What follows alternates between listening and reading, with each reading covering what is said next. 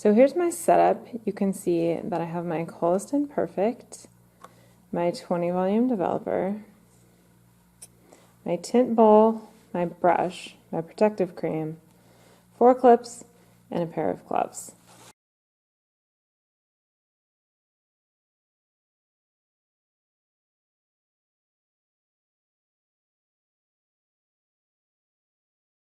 This 1:1 is my mixing ratio, so I'm going to mix 1 part color to 1 part developer. And for permanent color, as I said before, I'm going to be using 20 volume. So I'm going to open my color tube by unscrewing the top. Then I'm going to use the pointy part of the cap and press down until I feel a click to unseal the tube. Then I'm going to measure about 1 ounce.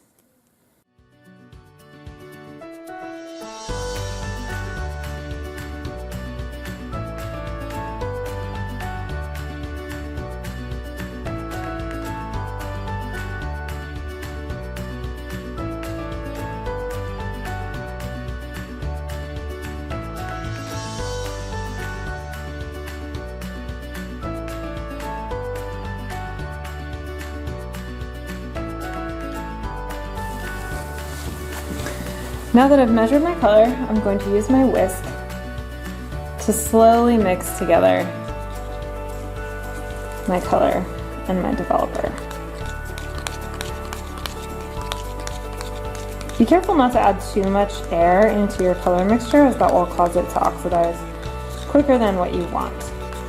And although you can mix with your brush, mixing with a whisk is actually much more consistent to break up any bits of color without ruining your brush.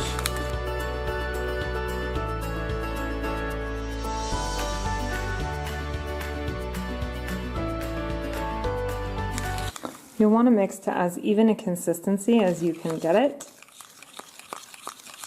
and there should be no extra bits of pigment visible in your color.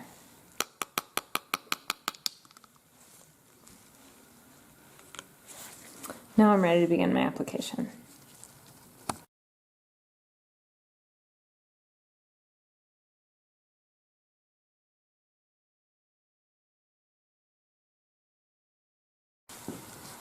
The first part of your application is going to be applying the protective cream and draping your mannequin appropriately.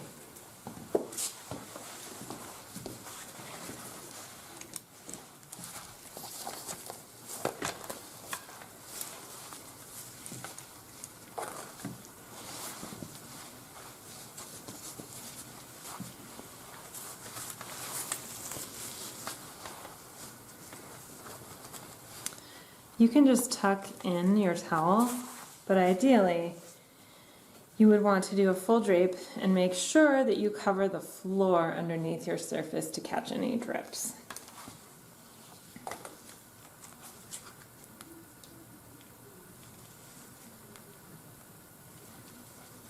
I'm going to put some protective cream on the back of my hand so that I don't cross-contaminate my container, because you will need this for other things during our course.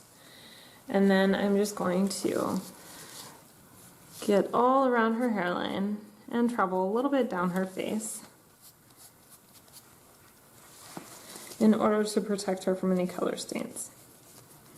This is a step that you would do on a person in a salon, because permanent color, especially gray coverage color, stains. The more dry a client's skin is, the worse the possibility of her color staining. You also want to include the ears and the neckline.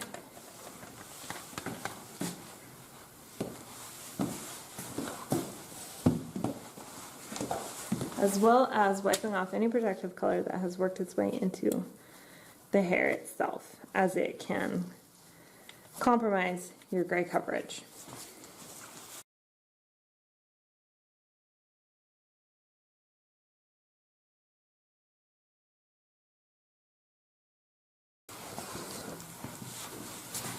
So once you've applied your protective cream, then you can part the hair in 4. And you don't need to spend a lot of time doing this with your comb or a brush. A simple tint brush will do fine.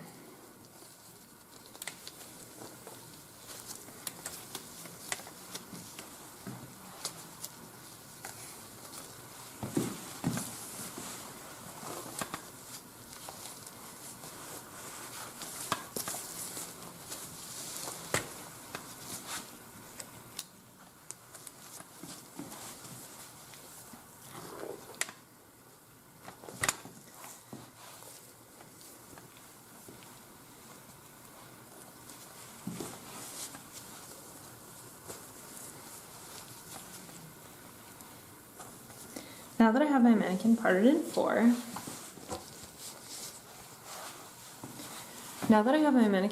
4, I'm ready to begin my color application.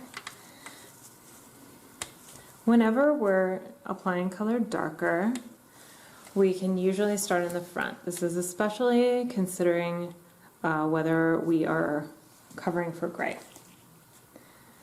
So I'm going to dip my brush into my color, not very far and not very deep. Only about ½ an inch worth of color on my brush is desired. You want to be precise with this application.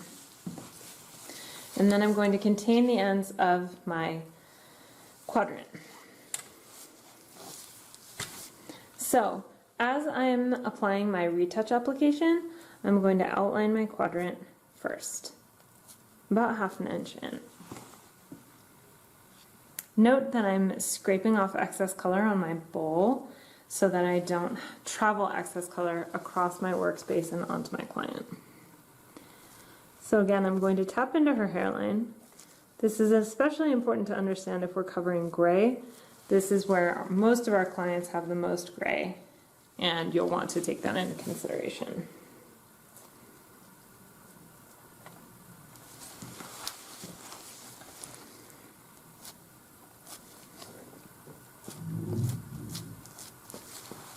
Once I've outlined my panel with color, then I can begin my application. So I'm going to take a small section,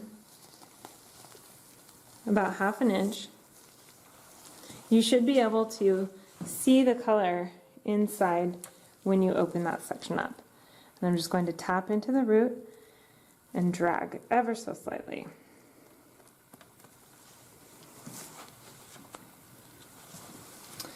Then I'm going to continue sectioning down my perimeter into my panel. Note that I don't need to pick up new color every time, and then I'm laying concurrent sections on top of each other.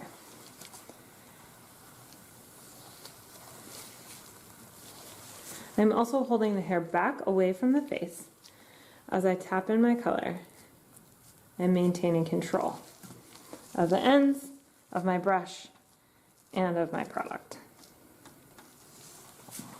If you dip your brush and scrape on one side, you will have most of your color on one side and less on the other.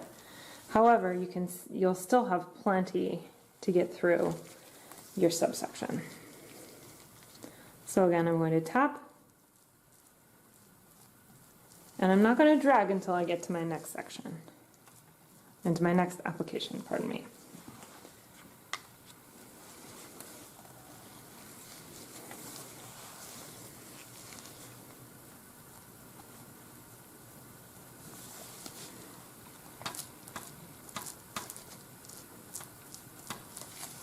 As you work down your section, make sure you remove any color that has ended up on the face.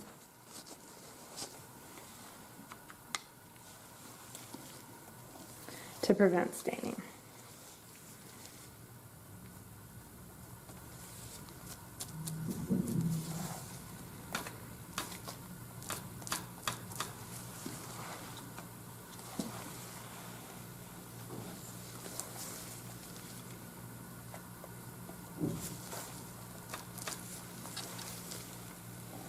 My sections are getting smaller as I come to the bottom of my panel. So So once I've applied about 1/2 inch into my panel all the way through, then I'm going to start to feather my color for a shadow root application. This is different from a retouch application. With a retouch application, you're really working just to apply to the root, to the line of, on the root to the line of demarcation. With a tint touch-up application, you're working on applying on the root to the line of demarcation.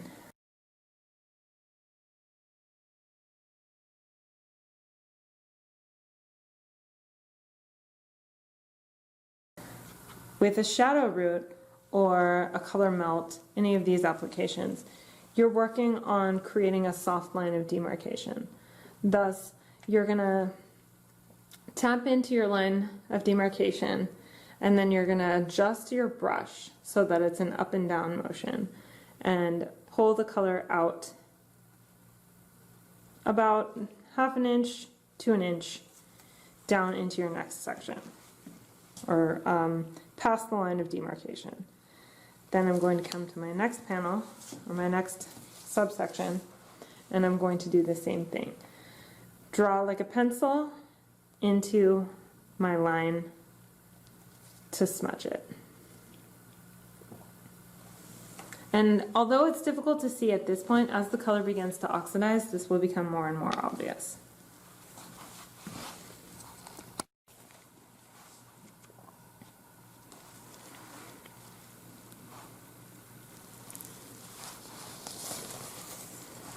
For a closer look, again, after I've tapped my root color in, then I'm going to change my direction with my tint brush.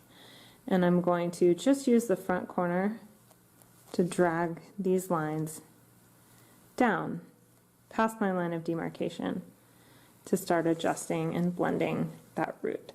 Don't worry if these seem very obvious at this point. As with all color, it's going to lay on top of itself and it's going to move. What is important is to keep your sections clean and not to apply color where you don't want it. So if you're using this technique to blend out a deeper root and a highlight, keep that in mind, that the further you travel down, the more of your highlight you're going to cover. So this is really a better blending technique for a seamless outgrowth than it is for anything else. As you can see, I'm going to have a deeper root plus a middle band and a very light end. So my whole color when I'm finished will be in harmony. Again, tap into our root, stroke like a pencil past your line of demarcation. And you're not applying a whole bunch more color here so much as just blurring the lines in between your color applications. When you need to, take smaller sections for better control.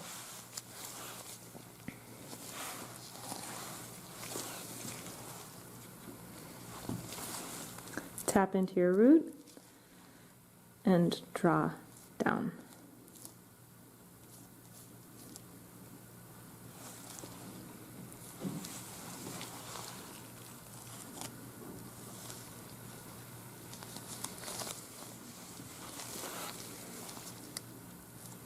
You can also get a smaller brush for a more perfect technique here, although bear in mind that it will take you longer to complete that color operation. So be very careful that you're only traveling about 2 inches into your previous color. Again, the purpose is to blend your lines and camouflage them and not cover your previous work.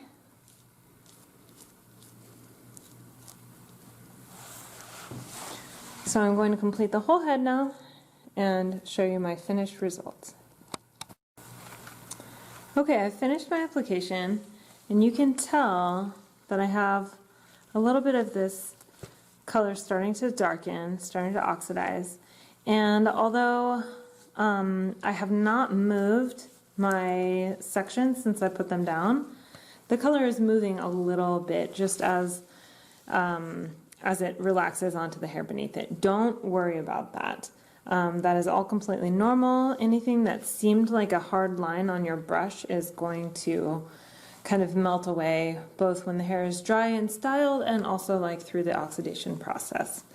So your color processing for Coldstone Perfect is going to be about 35, 40, or 45 minutes, depending on whether you're covering gray or just depositing color. So from here, we're going to process about 30 minutes. I'm going to set a timer, and then I'm going to shampoo and condition, and we'll see what it looks like.